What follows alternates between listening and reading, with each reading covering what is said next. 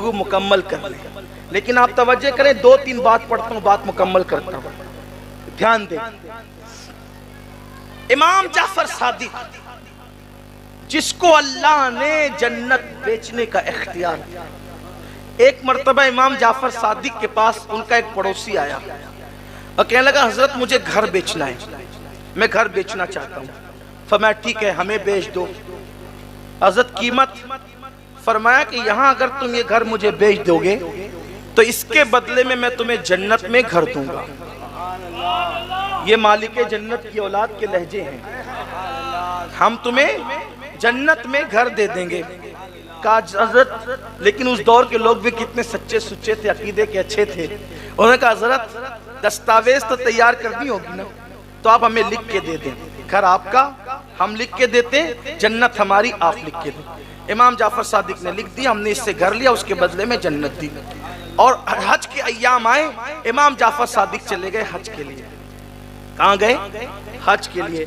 खुदा का करना, वो हज के लिए गए, इधर इसकी तबीयत खराब हो गई। जिसने जन्नत खरीदा था मकान देकर, उसने वसीयत की मेरा इंतकाल हो जाए तो ये चिट्ठी इमाम के हाथ की लिखी मेरे कफन में रख देना, इसलिए कि दस्तावेज है जन्नत की, साथ में ले जाना होगा दिखाने के लिए, तो फिर जन्नत मिलेगी उसी पर।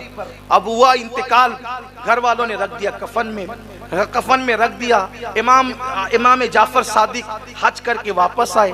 जब हज करके वापस आए तो उसके जो वारिस थे उनकी नीयत खराब हो गई, वो सब के सब चले आए इमाम के पास, कहने लगे वाह साहब, आपने तो हमारा घर ले लिया, हमारे घर पे कब्जा कर लिया।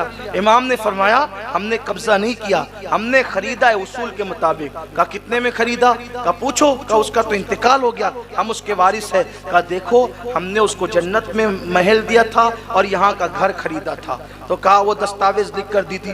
कहा लो साहब, ये भी कोई सौदे होते हैं? जन्नत में महल दे दिया और यहाँ का घर ले लिया, आपने ले लिया हमारा घर। फरमाया इमाम जाफर सादिक ने, सौदा तुमसे नहीं किया था, सौदा जिससे किया था, अब जाकर उससे पूछो कि मैं सौदे में सच्चा हूं कि नहीं। कहा लो साहब, ये भी कोई बात हुई? वो तो मर के कब्र में चला गया, हम उससे क्या पूछने जाए। फरमाया जाओ तो सही,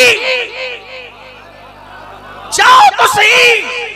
अल्लाह अकबर, सीरत निगार लिखते, जब वो पहुंचे उसकी कब्र पर, तो जो चिट्ठी उन्होंने अपने हाथ से उसके कफन में रखी थी, वो चिट्ठी उस कब्र पर पड़ी हुई थी।